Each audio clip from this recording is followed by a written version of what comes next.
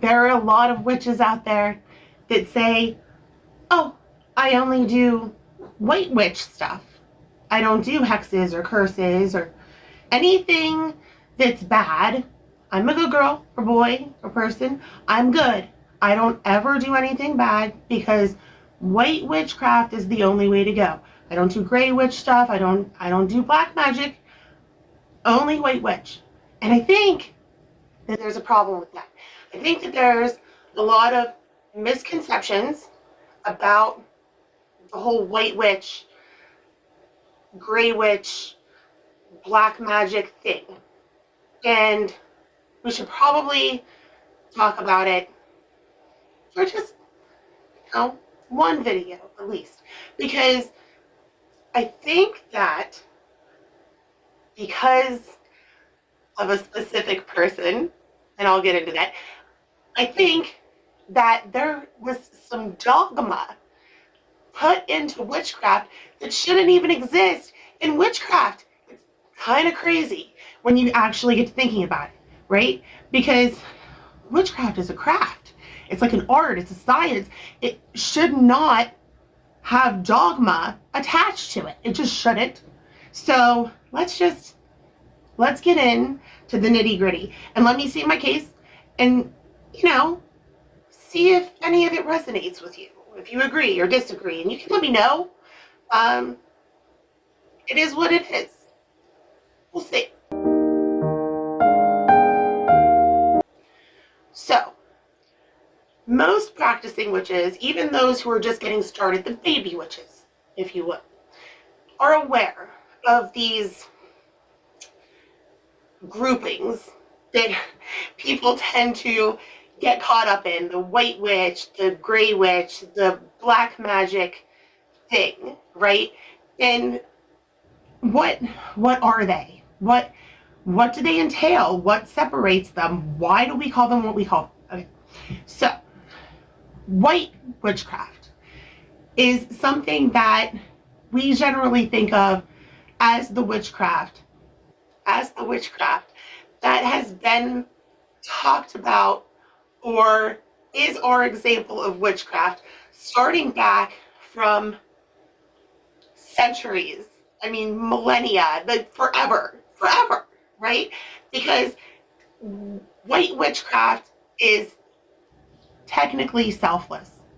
It is what our ancestors would have been doing in herbology when they wanted to cure somebody of an ailment, when they wanted to remove a curse from somebody, when they were practicing magic in a way that was not for their own benefit, but for the benefit of somebody else. So they were giving of themselves, their energy, their time, their knowledge for the benefit solely of another person. So that is white witchcraft. It has to be selfless. It has to be for the benefit of another person. It cannot in any way take away somebody's free will. It is totally and completely benevolent. So, if you happen to be a white witch and you claim only white witch status, here's my question for you. How do you protect yourself?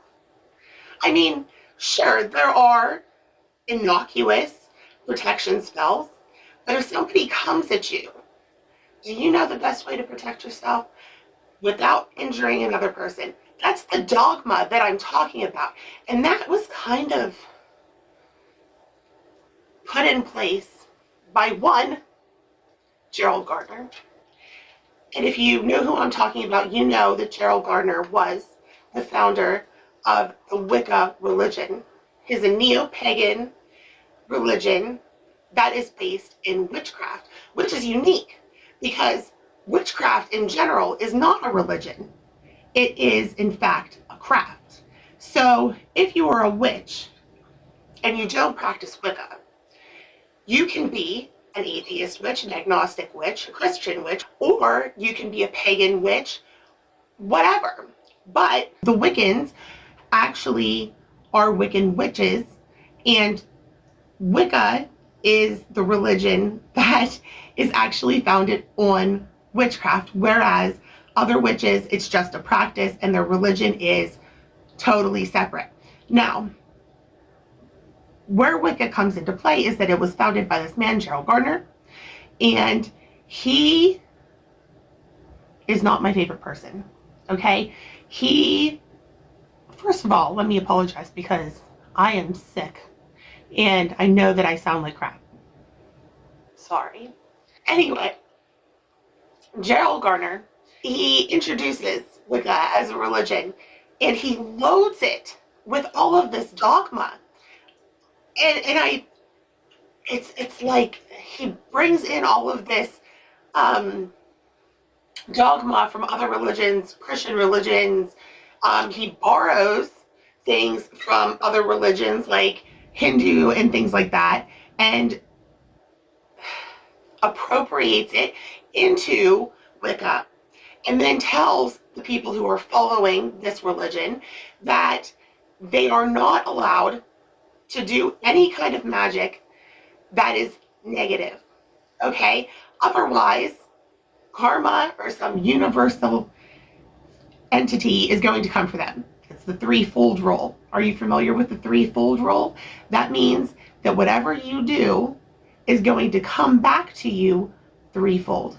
So don't go putting a curse or a hex or defending yourself too vigorously against somebody who has wronged you, because if you do, that negativity that you put out into the universe is going to come back to you threefold. Even though you're not really putting it out into the universe, you're putting it on one individual person, it's going to come back to you threefold, which is a really good way to keep people in line. Sort of like some other religions that I've heard of. You know, don't do this or you're going to go to hell. Don't do this or you're going to be punished for eternity. And I don't need that in my witchcraft. Okay? So anyway, you've got the white witches who not exclusively follow Wicca, but generally exclusively follow that threefold rule. Okay? And that's fine. I'm not going to condemn you for what you believe in. That's your path to follow. However, I have to make a case for the other ways of doing things, or else I would not be doing what I think is right. Okay? So we've got the white witches, benevolent magic. That's all they deal in, and that's fine. And then we move on to gray witches. Gray magic kind of starts to walk a line, right? So you deal with the benevolent magic. You want to help people. You want to make the world a better place, if you will. But you're also willing to maybe do some hinky things if that gets you to where you want to be.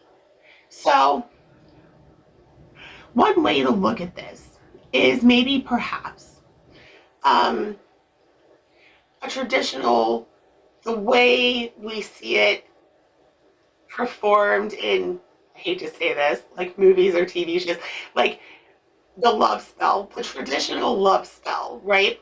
Where you find a person and you're head over heels for them, and maybe you feel like they don't really see you, and you want to do a spell that makes them see you and maybe gives them some butterflies when they do.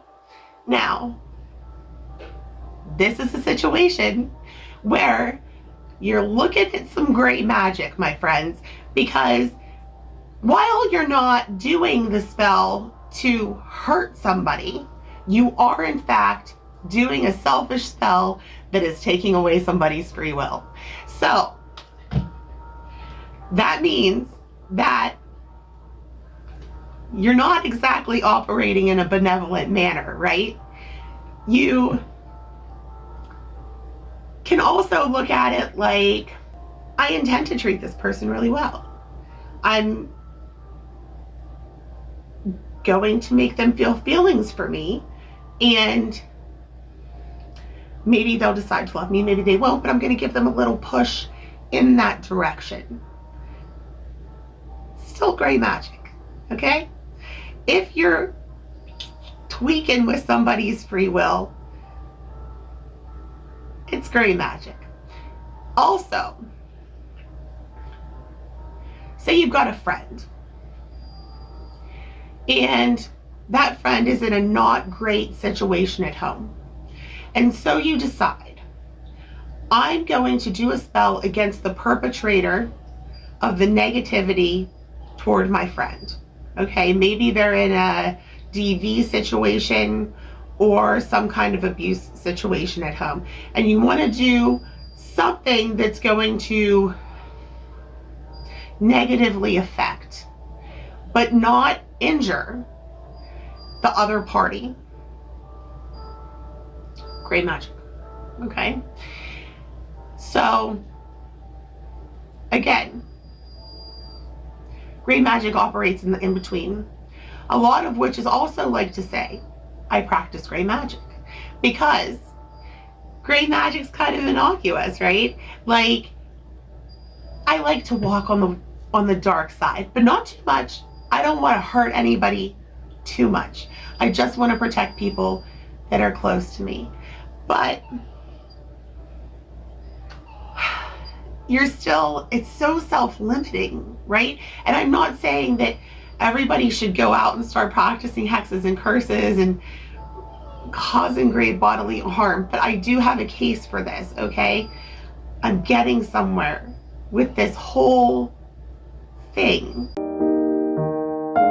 Everybody is so scared of black magic. It gets a little dirty sometimes. Sometimes you take a risk. You really do. While I don't agree with the threefold rule, I do believe that we can set out energy into the universe, into the world. And I do believe that as witches, we take a chance that something can be returned to us. Now, is that necessarily the universe doing it, or could another witch, or could the person who was on the receiving end of the spell catch wind and send something back our way? Yes, that is what I believe. And that's why you must operate in black magic with an overabundance of caution.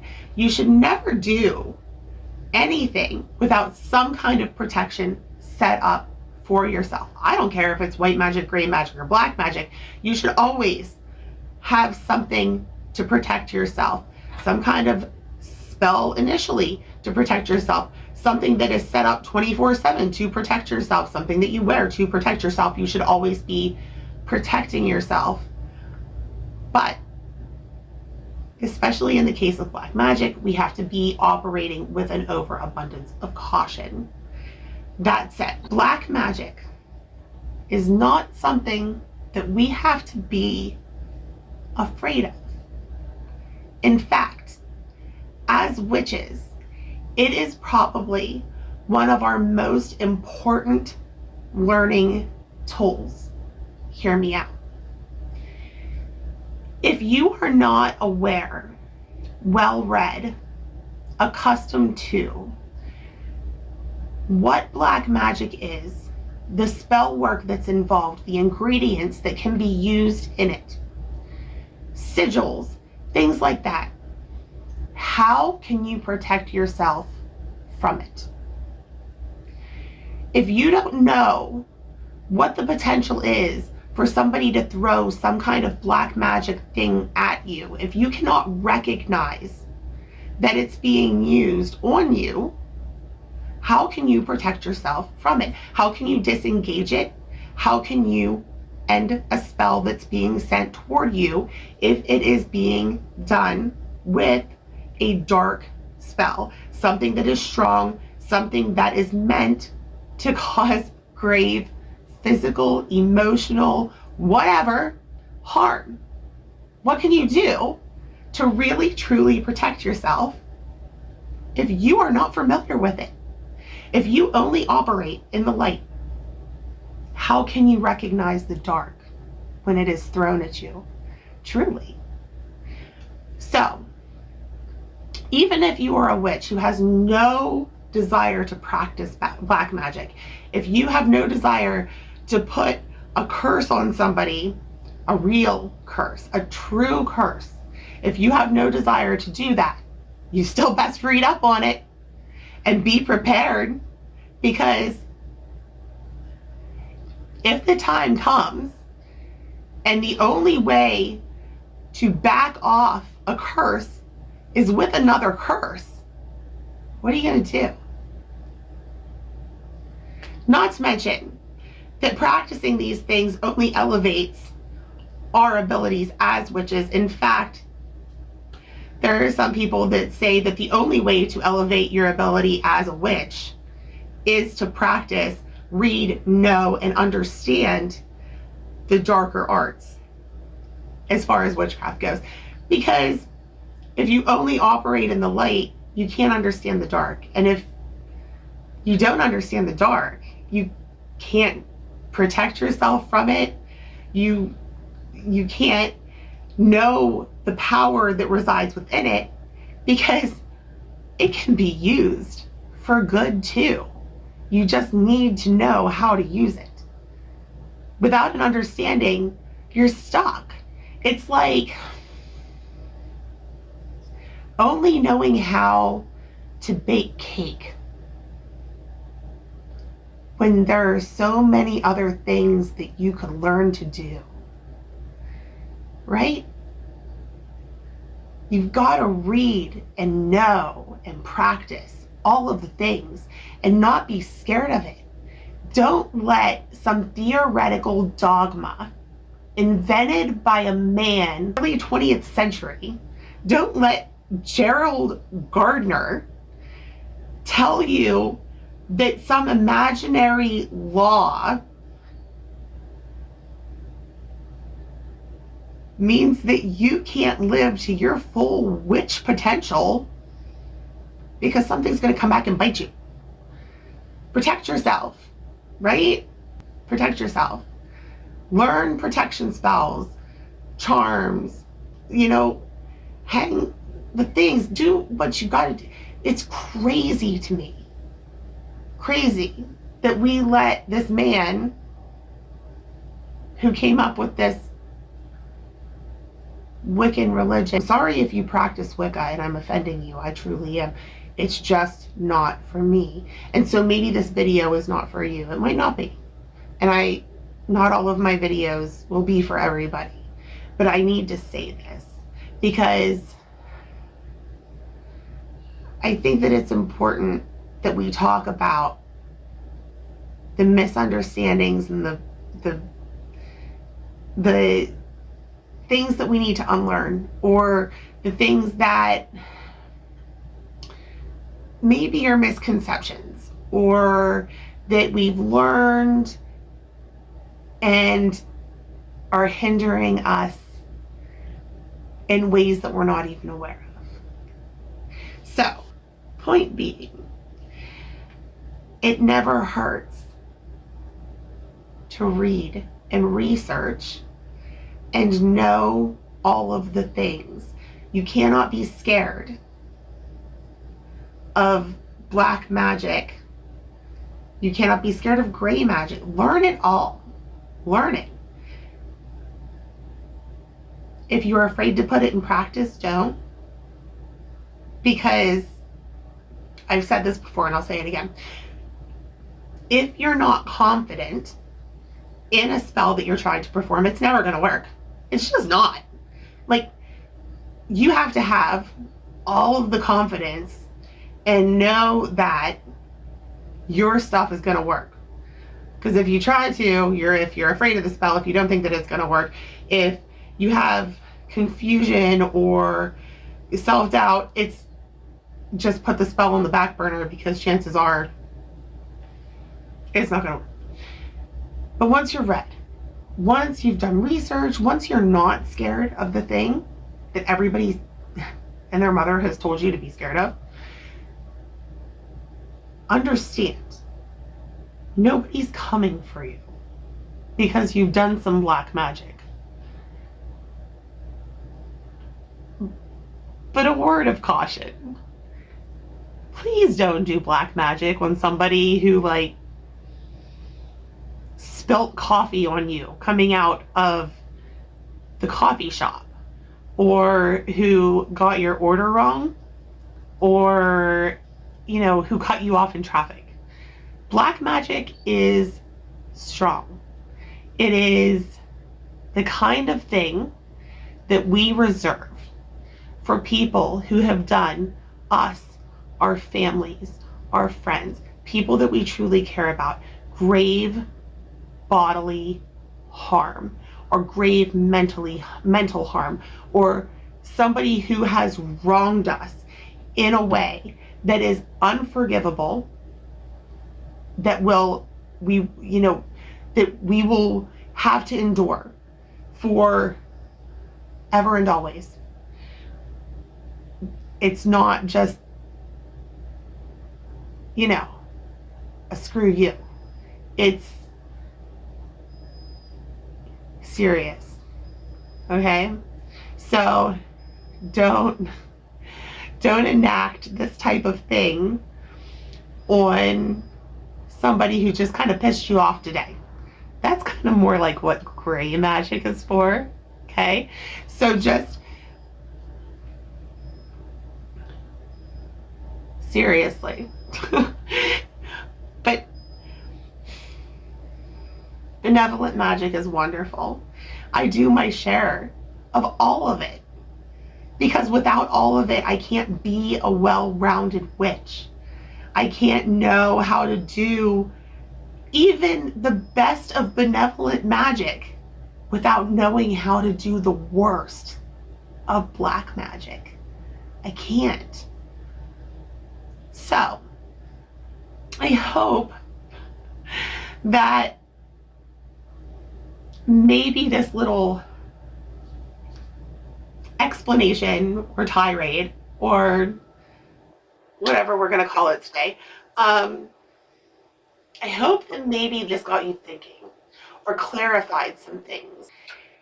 Anyway, I'm sorry I sound like crap today. I'm so glad that you sat with me despite all of this. I hope that you'll follow me, click the like button, all of those things, and we'll talk soon. Okay?